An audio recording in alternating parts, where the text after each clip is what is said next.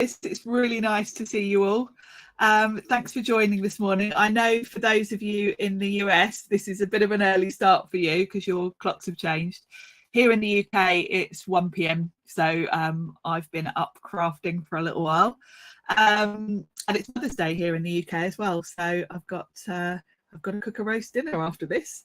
I'm going to talk a little bit about my cards, and then if you've got any questions, I know a lot of you might not have even had a chance to watch my video yet if you're watching each day, but I'll talk a little bit about it, and then if you're going to go and watch the video, you can do that. So the card I made was this one here, and I used a wood grain embossing folder for the background. So that was kind of my focus on a technique, because what I've used is distress oxide sprays to give this kind of blue and green tone. And then I've gone over the top with distress crayon to highlight all the raised areas. The embossing folder I used was this one from Lisa Horton, Natural Wood Grain. I have got so many different wood grain embossing folders because I like it as a background, particularly with florals. This one particularly struck me because I didn't have a slimline one, and I just like having a variety. So I know lots of you have probably got the Tim Holtz lumber wood grain background. That's another great one to do this particular technique on. It's really fun. And then the florals, I used 2 different sets, again from Lisa Horton. Lisa Horton is actually a friend of mine here in the UK. We both do craft television together. I'll tell you a bit about that in a second. So I've used a couple of her sets for the florals. So back to the card. I've got a question here, Victoria Clifford. If you let it dry naturally, it kind of depends how heavy you go with the distress oxides. Because you're creating more of a wash of colour than, you know, when you spray your oxides, you kind of get a splattery look. I added quite a lot of water because I wanted it to be more of a wash of colour. So I would say if you're letting it dry naturally, you probably want to leave it a couple of hours because you do want it to be dry before you emboss it. So yeah, a couple of hours if you haven't got a heat tool. I don't have the patience for that. I used a heat tool on my card because I like to just carry on, you know. I'm one of those crafters that sort of very impatient. I like to finish a card in one go. I very rarely start a card and then come back to it. I almost every time will do the card from start to finish. So I'm very much one for quick techniques, that's for sure. Slimline, this was in the UK, we have slightly different measurements, so it's always a bit confusing. But this was 4 1/4 by 8 inches, the card. So I'm not quite sure, to be perfectly honest, what size envelope.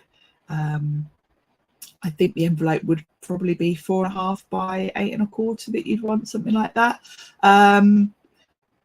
I tend, when I'm making cards that are slightly different sizes like this, I tend to just make my own envelopes. So I've got a Sizzix scoreboard and paper trimmer that allows me to just make a card to fit. So, but yeah, I'm guessing it would be around about slightly bigger than 4 1/4 by 8.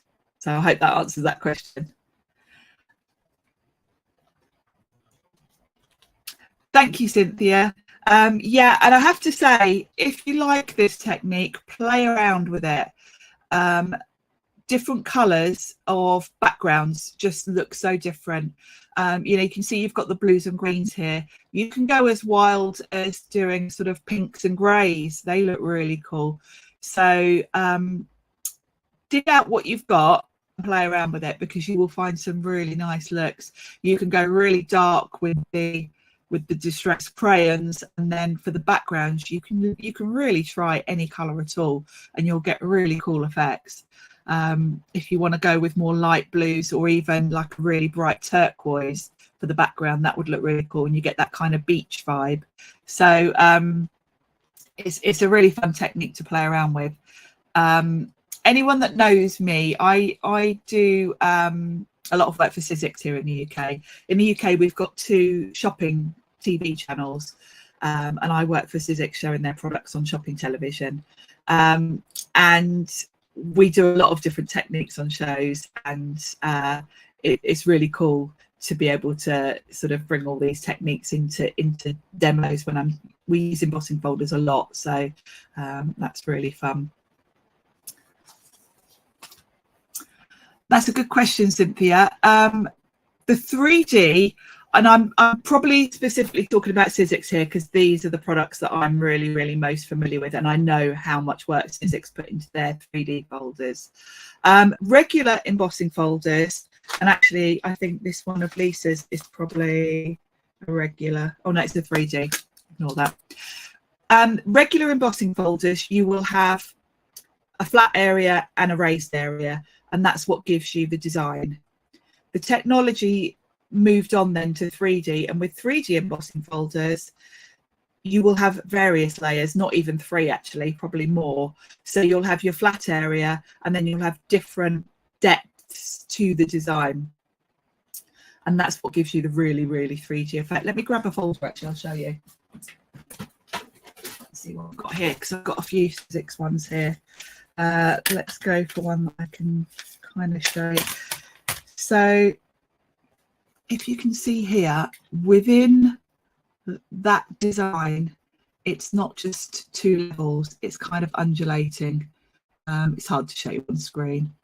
The folders are also really thick with the Sizzix ones. Let's show you another one. You can see here this mandala design. It's not just a raised level and a flat level, there's different depths to it. This one shows you really well as well, actually, these pumpkins. You can see here within each pumpkin you've kind of got different levels. It's really cool, and it's quite amazing actually. For those of us that have been crafting a while, in a relatively short time the technology has just, you know, we've gone from having wood block stamps to all the different dyes, all the different technologies, and now the embossing folders is just a whole other level. Yeah, they are thicker, particularly the Sizzix ones. Think about that. Actually, I've got on my YouTube channel, I did do a video on this, because the thing about embossing folders is, for whatever reason, and I don't know why, they vary from brand to brand, different manufacturers. You know, a Lisa Horton folder will need a different sandwich to my Sizzix. Now these are both 3D, but I know with the Sizzix folder I'm going to need my base platform and just one clear plate, but I know with Lisa's I'm probably going to need the same sandwich but a couple of card shims with it, because it's not quite as thick. I did do a video on it, if you check out my YouTube channel, where I went through a few of the different ones I used, and I also showed you how I kind of work it out. If I buy an embossing folder from a brand I'm not that familiar with and I don't know what sandwich to use, I kind of show you how my starting point, and then how I add shims and work it out. So that's something to check out, which will hopefully help you. Oh, that's a good question, Brandy. Yes, there is one coming out, which I can tell you about because it was in Frankfurt. Sizzix actually won 2 awards in Frankfurt for their products. They won, I think it was Best Tool for their score and stamp, score and trimmer, scoreboard and trimmer. Which is great for making boxes, your own envelopes, all of those things. But you might be familiar with, Sizzix have got a stencil and stamp platform. Came out last year, I think. And they have got a new product coming out, I think it's April, May time, which is called this, I think it's called the Spin and Stamp. I haven't even got it yet myself. This is how off the press it is. But I know I'm not breaking any rules by telling you, because I know lots of you watched what was going on in Frankfurt. And it's basically, if you're familiar with this stencil and stamp tool, it's got a lid which is your stamp platform, really thick clear acrylic lid. They've got another lid which has got a wheel on it, so when you want to stamp things like a wreath and you want to turn your stamp around to create a wreath pattern, this tool is going to do it for you.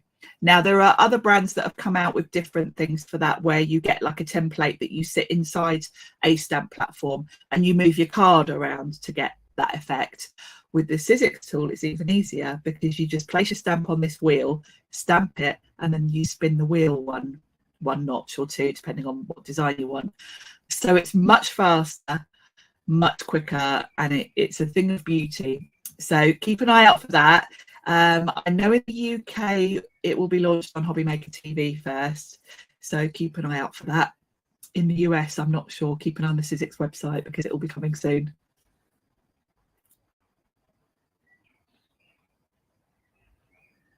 Well, I think the technique I used on this presentation actually is probably my favourite way to use distress crayons. And I think the thing that's unique about crayons as opposed to the watercolour pencils and things is that you can create a resist with them, because they have got that waxiness to them. So they're great if you are a mixed media person and you want to get some colour in the background that you don't want to cover. You don't want to layer, you want that to stand out. You can use your crayons for that, because nothing's going to go over them as such. I do think my favourite thing though with them, and what I use them most for, is this kind of thing, where I want to highlight something on an embossing background, an embossed folder, and just sort of highlight that. I've got to say, from my distress crayons, the browns are the ones I use all the time, because this is a technique I go to all the time. But yeah, they're pretty cool. I think all the distress colours, all the distress products are a must-have for us crafters. They're probably my most used. You can probably see in the background actually my distress pins on display there. That's a good question, Cynthia. And actually, yes, I have used other machines. And I am a freelance demonstrator, so I can give you my honest opinion. I like the Big Shot. I do think Sizzix have the best machines, because I think they've got a machine for everyone. If you like electric machines, you've got the choice. You can have the Big Shot Switch, which is an A4 machine as well. So I think that kind of covers you for everything. I also favour Sizzix and Spellbinders, because the big dies. I think if you're going to invest in a die cutting machine, don't rule out that ability to use the big dies, the deep dish dies, because even if you're a card maker, I love my Eileen Hull journals. So I think both the Platinum and the Big Shot would be my go-to, regardless of what companies I work for, because with both those machines, you've got the ability to use the big die technology, which why rule yourself out of that by buying a machine that's only got a thin opening that you can't use those with. If you like using any sorts of fabrics and other types of materials, then you need that ability. So I think my favorites, and I have been on the design team for Spellbinders, so I'm really familiar with their machines as well.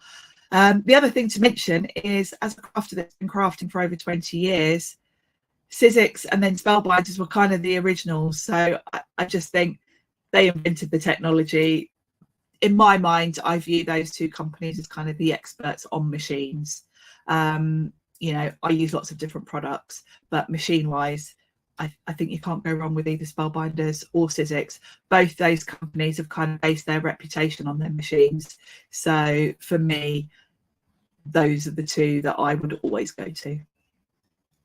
Hope that answers that. My favourite technique. I guess die cutting is kind of my go-to. I like everything really though, and I have to say that's why I work freelance and I work for lots of different companies, because I like doing all the things. I like trying all the things. I like using watercolours. I think technique-wise, probably using watercolours with my die cuts is probably my favourite technique. I'm very much a fan of florals. Whenever you see me with Sizzix dies that have got florals, you know they're my favourites. And I do like to colour the floral. I like to cut my dies from watercolour card and then colour them myself. So that's my favourite technique, either using watercolour paints or any of the distressed products, because the distress inks work beautifully for watercolouring. The new watercolour pencils are brilliant for watercolouring because they're also really portable. So that's my favourite technique, I think.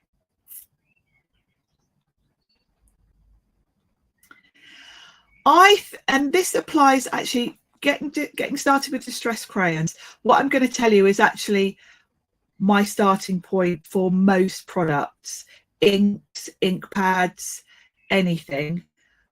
If you're on a limited budget or you're starting out with a new product, I will always say get a rainbow, because then you're covered for everything. With most products, especially the distress colours, you can change the brightness of the colour by adding more water. So you can go from a pastel to quite a bright colour just by adding water anyway, or you know, going in concentrated and then adding water to make it more pastel. So my starting point would be, if you can only afford a few colours of something, particularly with distress, there's 72 colours. That's a big investment if you want to get the whole lot.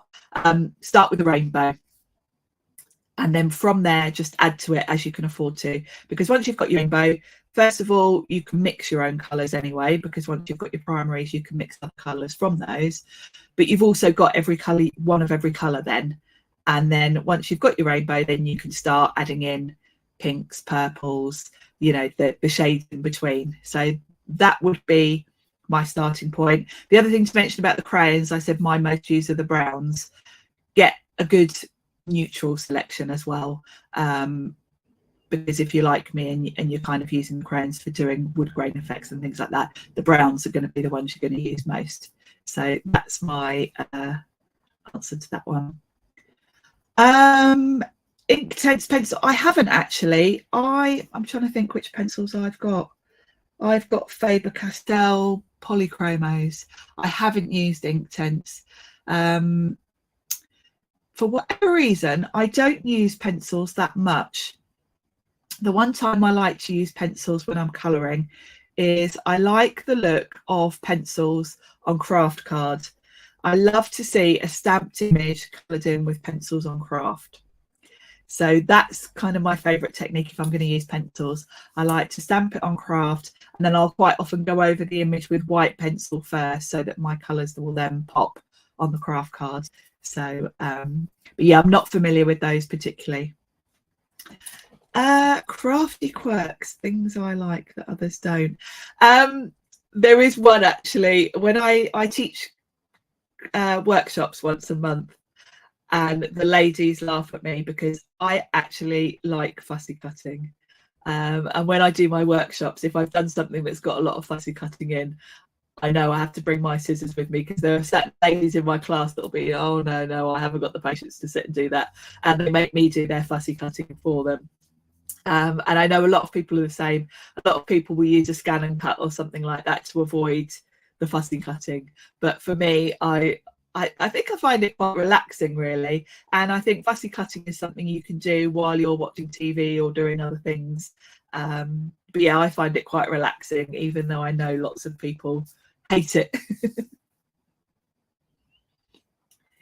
Oh, time to wrap up. That flew by, didn't it?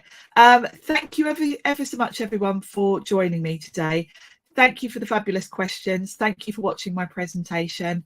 I do have a YouTube channel with lots of inspiration and lots of ideas. So if you've enjoyed my techniques, please pop along and join me on there. And I hope you enjoy the rest of the day today. Thanks for joining, and I'll see you soon. Bye.